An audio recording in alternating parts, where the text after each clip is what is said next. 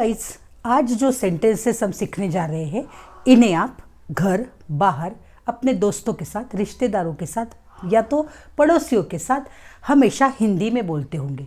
तो इसी सेंटेंसेस को कैसे बोलना है इंग्लिश में, चलिए सीखते हैं और इन्हें सीखकर बेधड़क इंग्लिश आप बोल सकते हैं। तो चलिए स्टार्ट करते हैं हमारा एडवांस इंग्लिश का स्ट्रक्चर। कभी न कभी आप मेरे घर आओगे, कभी न कभी आप मेरी मदद करोगी। तो ये कभी न कभी वाला जो स्ट्रक्चर है उसे हमें कहना है सूनर और लेटर के साथ। तो सूनर और लेटर मतलब कभी न कभी ऐसे होता है। कभी न कभी आप मेरे घर आओगे, इसे आप कहोगे sooner or later you will come to my house. तो यहां पर इसका स्ट्रक्चर हुआ guys sooner or later plus subject plus will plus object, verb plus object. चलिए अब इसे सीखते हैं कुछ सेंटेंसेस के साथ। कभी ना कभी मेरा बचपन का दोस्त मुझे मिलेगा। तो ये सेंटेंस हुआ गाइस सूनर और लेटर। अब हमें सब्जेक्ट लिखना है। सब्जेक्ट मीन्स मैं जिसके बारे में बात कर रही हूं, मेरा बचपन का दोस्त, माई चाइल्डहुड फ्रेंड। तो क्या बोलूंगी मैं यहां, माई चाइल्डहुड फ्रेंड। अब स्ट्रक्चर में सब्जेक्ट के बाद आया विल मीट मी, फिर आया वर्ब और फिर आया ऑब्जेक्ट। तो मेरा सेंटेंस हुआ sooner or later my childhood friend will meet me. कभी न कभी वो शादी करेगी। तो कभी न कभी के लिए हम लिख रहे हैं sooner or letter she will marry. कभी न कभी ये प्रदूषण कम होगा। Sooner or later this pollution will decrease.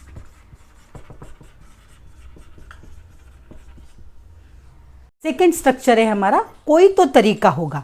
कोई तो तरीका होगा उस तक जाने का, कोई तो तरीका होगा ये नई रेसिपी पाने का। तो ये यहाँ पर मैंने सेंटेंसेस लिखे गाइस, ये 3। और कोई तो तरीका होगा के लिए हमारे पास स्ट्रक्चर है देयर मस्ट बी सम वे।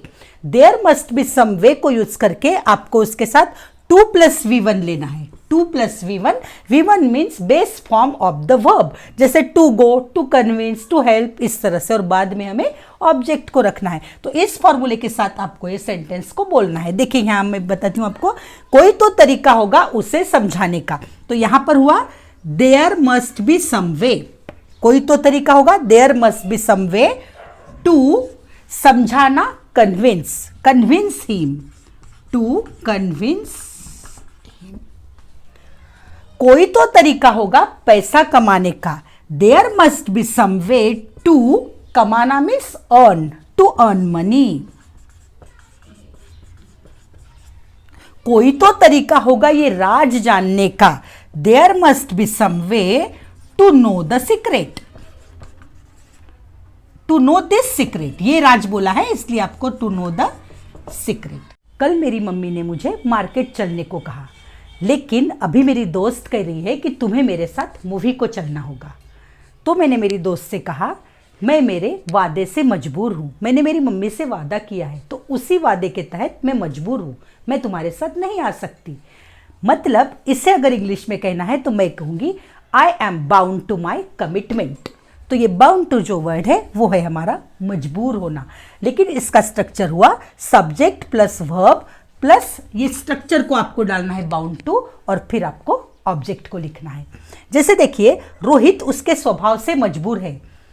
रोहित बहुत अच्छा इंसान है लेकिन क्या करे वो उसके स्वभाव से मजबूर है। तो रोहित है मीन्स प्रेजेंट टेंस है, इज बाउंड टू, किस चीज से, स्वभाव से, हिज नेचर। वैसे तो वो बहुत अच्छा इंसान है लेकिन वो अपने गुस्से से मजबूर है। तो he is bound to his anger,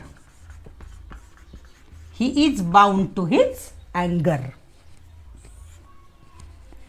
हम हमारी दोस्ती से मजबूर है।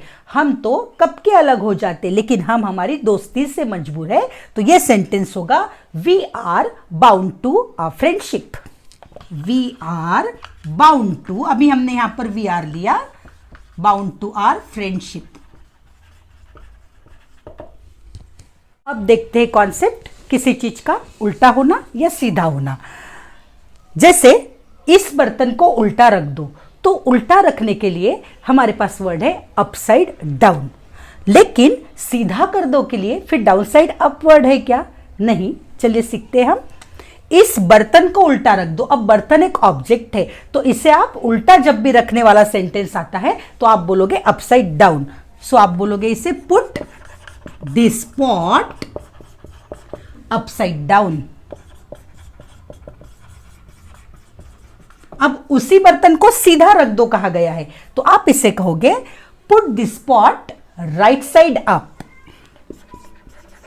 Put this pot right side up. आपको याद रखना है गाइस, ये सारी कंस्ट्रक्शन आपको याद रखना है। राइट साइड अप मतलब सीधा रख दो, अपसाइड डाउन मतलब उल्टा कर दो। अब आपने उल्टी शर्ट पहनी है, अब शर्ट भी उल्टी है, लेकिन मैं इसे अपसाइड डाउन यूज नहीं कर सकती। इसके लिए दूसरा वर्ड है इनसाइड आउट। तो यहां पर होगा आपने उल्टी शर्ट पहनी है के लिए you have Warne your shirt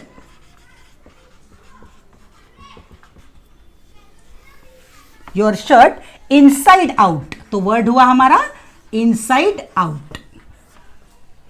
अपनी शर्ट सीधी पहन लो, सीधी पहन लो राइट साइड अप। तो यहां पर आ जाएगा wear your shirt right side out.